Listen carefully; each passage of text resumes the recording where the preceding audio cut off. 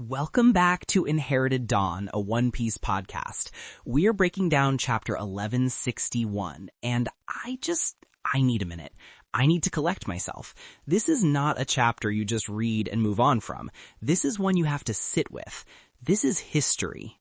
It's a dense one. So many different threads are converging at once. It feels less like a chapter and more like a historical document that Oda has unearthed for us. Converging? Robin, they're colliding at light speed. We have Dragon trying to save the future, Garp fighting 4 future legends at once, and in the middle of all of it, Silvers Rayleigh just pulled off the single greatest hero entrance in the history of the series, bar none. I am not taking counter-arguments at this time. It's a moment that redefines the word legendary. We use that word a lot when talking about the old guard, Garp, Roger, Whitebeard, but this chapter showed us why. It wasn't just telling us they were strong. It put Welcome back to Inherited Dawn, a One Piece podcast. We are breaking down chapter 1161, and I need a minute. I need to collect myself. This is not a chapter you just read and move on from. This is one you have to sit with. This is history. It's a dense one. So many different threads are converging at once. It feels less like a chapter and more like a historical document that Oda has unearthed for us. Converging? Robin, they're colliding at light speed. We have Dragon trying to save the future, Garp fighting 4 future legends at once, and in the middle of all of it, Silvers Rayleigh just pulled off the single greatest hero entrance in the history of the series, bar none. I am not taking counter-arguments at this time. It's a moment that redefines the word legendary. We use that word a lot when talking about the old guard, Garp, Roger, Whitebeard, but this chapter showed us why. It wasn't just telling us they were strong. It put their power and their character on full display. It really is. Listen, if you want to be here every single time Oda decides to casually rewrite history and give us moments like this, make sure you're part of our crew by following the show wherever you listen. You don't want to miss the discussion on this stuff. This is the lore we've been waiting decades for. Let's start at the beginning of the chaos. God Valley is in full-blown panic mode. Right, the Marines are trying to get the world nobles out of there, which, good riddance. But you also have the regular people, the slaves and civilians, seeing this as their one chance to escape. The whole island is a powder keg. Every single panel is just filled with motion and terror. You can almost hear the screaming. It's a microcosm of the entire world's conflict. You have the oppressors, the world nobles being evacuated and protected. You have the oppressed, the slaves, fighting for their own lives with no one to help them. And then you have the agents of chaos, the pirates, using the situation for their own ends. And every major player has a different objective. It's not one big battle. It's like 5 different stories happening on the same stage. Garp is laser focused on Roger. He's like a bloodhound. He doesn't care about rocks. He doesn't care about the slaves. He just wants his rival. The Roger pirates are there for one person and one person only, Shakky. A rescue mission. For them, the entire God Valley incident is secondary. Their primary objective is to save a member of their family. But then you have Rox, the big bad of the whole incident, the man who wanted to be king of the world. And what's he looking for? Not a devil fruit, not a weapon, not the Celestian dragons. He's desperately screaming for Teach and Eris, for his family. That one detail changes so much. We've been built up to see Rox D. Xebec as this ultimate evil, aiming for world domination. A man so terrible his very name was erased from history. But in the middle of his grand plan falling apart, his immediate concern is his wife and child. It has to be Blackbeard, right? Teach. The timeline, the name, the D initial, I think we all assume Xebec has. This has to be him. And Eris, his mother. It makes him so much more complex than just a monster. It almost humanizes him, but in a way that's even scarier. How so? Because it means that a man capable of this level of ambition, this level of cruelty, could also feel love. It's not a simple one-dimensional evil. It's a man who believes he's the hero of his own story, a story that includes his family. Does that make Blackbeard's quest to fulfill Rox's dream a twisted form of honoring his father? It could be.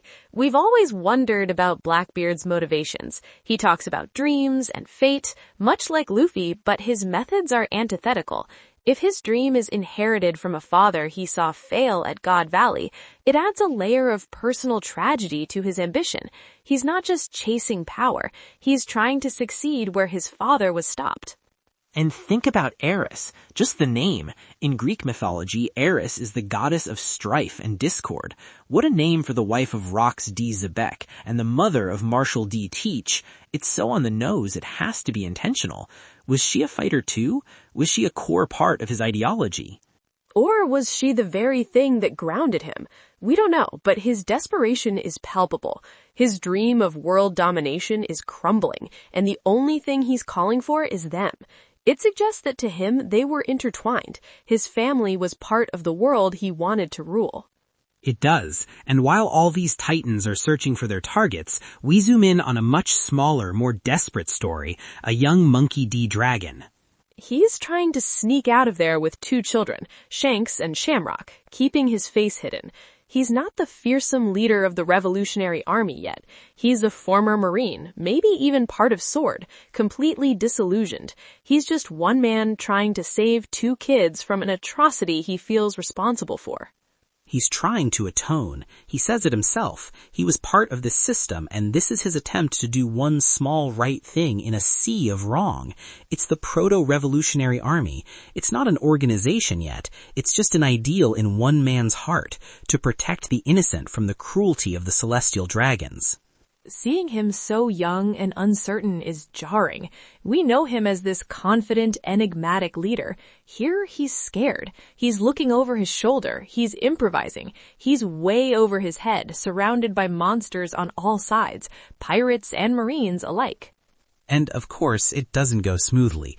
A God's Knight just appears out of nowhere, Saint Maffey of the Satchel's family. The design is just unnerving. That mask, the perfectly tailored suit, the casual way she holds that rifle, it's like a killer doll. Everything about the God's Knights is unnerving. They're the peak of the world noble hierarchy, but they aren't foppish and incompetent like Charlos. They are killers. She shoots Dragon in the shoulder without second thought, and her dialogue is what really got me. What was it? It was something about Garling, right? She says she was sent by someone who was tasked with watching Garling's kids. Think about that. Garling is so hands-off, so detached, that he has a subordinate whose entire job is just to watch his kids, and that person sent Maffey to go get them. He treats them like property to be retrieved, not sons to be saved. He didn't even come himself. He outsourced the rescue of his own children during the most dangerous event in centuries. That tells you everything you need to know about Figarland Garling. Exactly, and Maffey herself seems disgusted by him. She mutters about how someone like Garling could even have children. It implies a reputation for cruelty or inhumanity that even other celestial dragons, who are already the standard for cruelty, are disturbed by. What could he have done to earn that kind of reputation among his own people? That's a terrifying thought. Maybe it's not just cruelty, but a coldness, a complete lack of any discernible human emotion. We saw him execute Miosgard without flinching. This adds to that characterization. He's a monster even to other monsters. And in the chaos of Dragon getting shot, he drops Shamrock. Maffey scoops him up, but Shanks is hidden. He just got knocked out after hitting his head. The whole future of the world, the rise of a Yonko, just pivoted on a baby falling out of sight behind a crate. The role of chance in this story is staggering. Maffey doesn't even know there are 2. She has one of Garling's children and prepares to execute Dragon, who she just sees as some random guy, some disposable piece of trash who dared to touch a celestial dragon's property. It's a moment of pure helplessness for Dragon. He came here to save these kids, to make a difference, and in his eyes, he failed. He lost one of them, and now he's about to die for nothing. Dragon accepts it. He's wounded, he's failed to save both, and he's ready to die. He closes his eyes, and then the entire scene just gets torn in half. Literally, Whitebeard just appears. A huge slash, a quake-infused Bicento swing, completely random, cuts Maffey clean in two. He wasn't aiming for her. He wasn't saving Dragon. He was just clearing a path. That is the pure, unfiltered chaos of God Valley. One of the strongest men in the world swings his weapon and by complete accident saves the future world's worst criminal from being executed by a God's Knight. You cannot write this stuff. It's the ultimate example of how inconsequential everyone else is when these legends are fighting. Dragon's life or death was just collateral damage in a battle he wasn't even a part of. To Whitebeard, Maffey and Dragon were just obstacles in the way. He didn't even see them as people, just things to be cleared from his path. A bisected Maffey just flees with Shamrock, thinking Dragon is dead. What a horrifying image, bro. Is she just a torso hopping away? How does that even work? Is it a devil fruit power? Is it just sheer willpower? The God's Knights are built different. I'm choosing not to visualize it too closely. It speaks to a durability and strangeness that we can't comprehend yet, but her escape leaves Dragon alive, and he looks up and sees Whitebeard, Lin, Shiki, and Kaido charging forward. That is the Mount Rushmore of piracy right there, the core of the Rock's pirates, and you get to see them in their prime. Look at them. Whitebeard, not yet the old man, but a powerhouse in his physical peak. Big Mom, without her memory issues or hunger pangs, just a force of nature. Shiki, the golden lion, with both his legs. And Kaido, young, hungry, not yet a Yonko, but you can see the monster he's about to become. And of course, some idiots think it's a good idea to try and take them on to make a name for themselves. We see some rival pirates try to step up. It goes about as well as you'd expect. They get vaporized. It's a great showcase of why this crew was so feared. It wasn't just rocks. It was a collection of absolute monsters. Any one of them could have been a fleet admiral or a Yonko, and they were all on one ship. It also shows their internal dynamic perfectly. Kaido is itching for a fight. Big Mom and Whitebeard are more focused.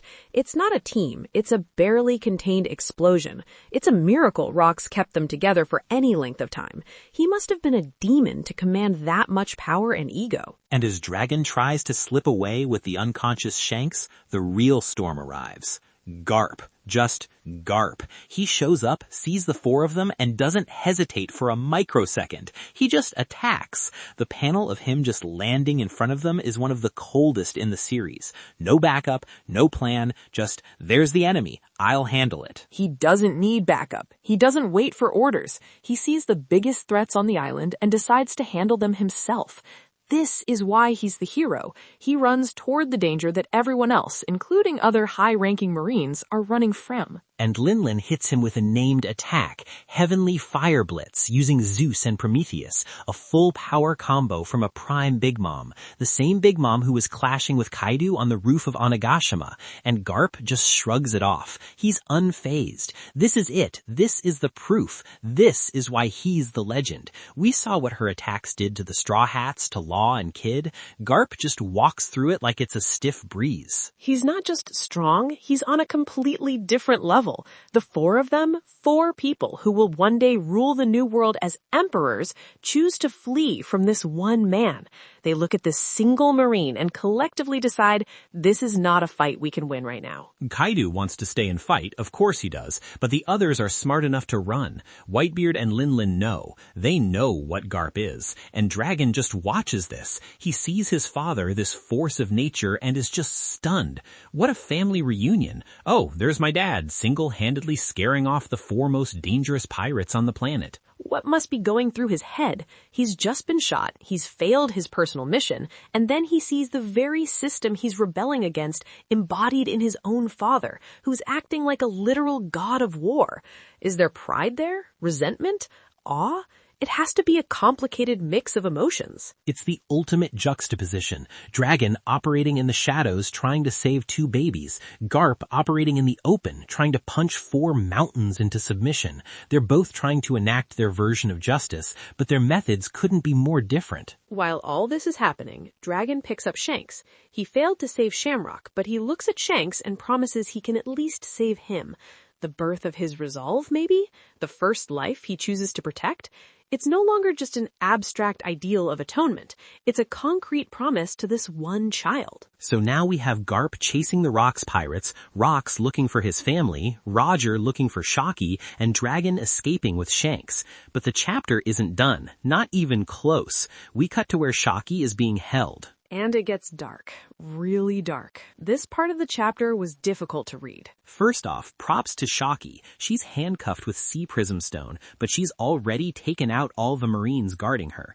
This isn't some damsel in distress waiting for a rescue. She's a fighter. She has to be a former Empress of Amazon Lyland, right? She's got that strength in her. Which is what makes the Marine who confronts her, Vice Admiral Sommers, so vile. He's not mad that she's a pirate. He's mad that she knows her own value. His line, "I hate women who know how valuable they are," is one of the most chilling things a villain has said in a while. It's pure, pathetic misogyny. He's furious that this whole fun event was ruined by pirates coming for her. Furious that Garling was going to win her. He doesn't see her as a person. He sees her as a prize, a trophy. It's the embodiment of the celestial dragon mindset, just in a marine uniform. And because he can't have the prize, and he doesn't want anyone else to have it, he decides to destroy it, to kill her. It's the same mentality we saw with Hody Jones, wanting to destroy Fishman Island because he couldn't save it his way. It's an ideology of ultimate possession and control. He slaps her, strikes her, knocks her to the ground, and he's just gushing about it. He's getting giddy at the thought of all these powerful pirates, Roger, Garp, Garling, arriving to find her mangled corpse. He wants to crush their hope. His power comes not from fighting them, but from hurting them by destroying what they value. He's the perfect representation of that possessive, petty evil of the world government. If they can't own something beautiful, they'd rather see it erased from the world. He's not fighting for justice. He's throwing a violent tantrum because he didn't get his toy. While he's doing this, we hear Roger's voice. He's fighting Newgate, a clash that must be shaking the entire island, but he knows what's at stake. He tells Rayleigh to go. You handle it. The absolute trust between captain and first mate. Roger doesn't need to look. He doesn't need to worry. He knows Rayleigh will succeed. Sommers is still monologuing. He tells Shakky that no hero is coming to save her like in a fairy tale. He's going to kill her slowly in 5 blows and tells her to savor the pain. He's luxuriating in her suffering. It's unbearable. Shakky is in true despair. She fought, she was strong, but she's at her limit, and this monster is standing over her. He raises his weapon for the first strike. And then we get the page turn, that beautiful, silent, perfect page turn. Higanbana, red spider lily, a flash of steel. Rayleigh is just there. He doesn't shout, he doesn't announce himself. One clean, perfect strike and Sommers is gone, sent flying into a wall. No flashy effects, no big sound effects, just the whisper of a blade and the problem is solved. It's the ultimate subversion of Sommers' speech. He was so caught up in his own sick fantasy that he didn't realize a real hero was literally right behind him. The symbolism of the attack name, Higanbana, is also perfect. I think the red spider lily is often associated with final goodbyes and death. For Sommers, it was the flower of his demise. Rayleigh just offers his hand. I came for you. That's all he says. 4 words. No big speech, no taunting the villain. Just a simple, profound statement of fact. And Shakky just collapses into his arms, sobbing. The relief, the sheer terror finally breaking. It's so powerful. You feel her fear and you feel her safety all at once in that one panel. And he promises her, I'll never let you go through this ordeal again. Right there, that's the foundation of their decades-long relationship, forged in the fires of God Valley. It's not a boast, it's a vow. And we know he kept it. For the next 40 years, he stayed by her side. I almost lost it when the camera pulled back and you just see Roger and Gabon in the background, bawling their eyes out with joy. They're not just a crew, they're a family. The pure love they have for each other is what makes them so special. They just fought their way through hell, and their first reaction to seeing their friends safe is to cry like babies. It's such a sharp contrast to the Rocks pirates. Could you ever imagine Kaido or Big Mom crying with joy over Whitebeard's happiness? Their crew was held together by force. The Roger pirates were held together by love. It's the core theme of the series, right there in one panel. They immediately snap out of it, though. Roger yells at Rayleigh to save the reunion for later. and in the most Roger line ever, he shouts, "We've retrieved Shakky. Now all we have to do is snag some treasure and flee the island." Priorities. Family first, then the loot. That's my Pirate King. He has his priorities perfectly straight. That's it. That's the spirit of adventure. That's what separates him from someone like Rox. Roger wants freedom and treasure. Rox wants control and power. Before we move on, there was one other detail I noticed that warrants a closer look. John, one of the Rox pirates, is shown with a mechanical right hand. Yeah, just like Kid. It looked like it was made of scrap metal and everything. What do you think that means? That was such a specific detail for Oda to include in a chaotic background shot. It raises a lot of questions about the Jiki no Mi, the magnet fruit. Kid uses it to make his arms. Was it John's fruit originally? We know from Blackbeard that it's possible to take a devil fruit from a dead user, though the method is a mystery. Did Kid get it after he died? Captain John was a zombie on Thriller Bark, and his treasure was a major plot point for Buggy. His story has been woven into the background for a long time. So maybe Kid found John's body and the fruit somehow reincarnated nearby? Or is there a more direct lineage? This could be a huge piece of devil fruit lore just sitting there. Or it is just a parallel. It could be showing that this kind of brute force creativity, using magnetism to build prosthetic limbs from scrap metal, isn't unique to one person. But I don't think Oda does things like that by accident. My theory is that the fruit did belong to John. It explains how Kid, a relative unknown from the South Blue, could suddenly appear with such a powerful awakened fruit. He may have stumbled upon a legend's legacy. That's a deep cut, a detail for later. Man, what a chapter. From the highest highs of Rayleigh's entrance to the lowest lows of Sommers' cruelty. It had everything. It really set the stage for the climax of the incident. Everyone is in place now. All the chess pieces are on the board. Okay, before we get to predictions, let us know in the comments what your single favorite moment from this chapter was. It's gotta be Rayleigh's entrance for me. The execution was flawless, but Garp shrugging off Big Mom is a close second. I want to hear what hit you the hardest. All right, predictions for 1162. I'll go first. Lay it on me. My first prediction, we're going to see Rox find Teach and Ares. The focus will shift back to him now that the other players have had their moments. We'll get confirmation on whether this is Marshall D. Teach, but more importantly, we'll see what happens to them. My guess is that a celestial dragon, perhaps Garling, will be responsible for Ares' death, and that will be the final trigger that sends Rox into a rage, leading to his final confrontation with Garp and Roger. It will firmly establish Blackbeard's personal grudge against the world nobles. Ooh, I like that. Finally getting some answers on Blackbeard's backstory and the source of his hatred. That will be brutal, but it would make a lot of sense. My second prediction, the perspective will shift to the God's Knight who Garling tasked with watching his kids. We'll see the bisected Maffey report back holding Shamrock and confirm that only one child was recovered. This will officially establish in the timeline that the world government believes Garling only has one heir, ensuring Shanks can grow up in secret. Garling, in his coldness, won't question it. He'll either assume the other died or simply not care enough to mount a search, writing the child off as a loss. That makes perfect sense. It closes the loop on how he got away with it. Garling's own neglect is what allows Shanks to be free. Okay, my turn. Prediction 1. We're going to see the moment Garp and Roger team up. Right now, Garp is hunting Roger, but he's also fighting the Rox pirates. I think Rox himself is going to do something so monstrous, probably in retaliation for what happens to his family, as you predicted, that it threatens everyone. He might try to kill the celestial dragons Garp is supposed to protect, or even just indiscriminately slaughter the slaves. Garp will realize Rox is a threat to the entire world, and he'll have no choice but to ally with Roger to take down the greater evil. The enemy of my enemy. It's the moment the legend is built on, so we have to see the catalyst. Garp choosing to team up with a pirate would have to be born of absolute necessity. Exactly. It'll be a moment where Garp has to choose between his duty and his justice. And for my second prediction, it's about Dragon. He's going to get Shanks to a ship, but it won't be a marine vessel like he planned. He's injured and desperate. I think he's going to end up stowing away on the first ship he can find that looks like it's escaping, which might be a civilian ship, or, and this is my big swing, he accidentally stows away on the Oro Jackson itself. Roger's crew finds him and the baby after they've already left the island. So they wouldn't even meet him on God Valley. They'd find him later as a wounded stowaway. That's an interesting twist. It would explain why Rayleigh didn't seem to recognize him at Saboti. He might have only been a wounded man they helped who, out of desperation, left a baby in their care before disappearing.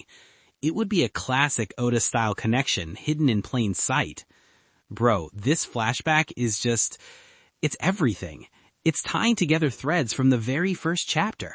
It's the heart of the entire story's mysteries, all playing out at once. The D-Clan, the Celestial Dragons, the future Emperors, the Revolutionary Army. It all started here. And we're here to break it all down. That's all the time we have for this week. This has been Inherited Dawn. We'll see you next time.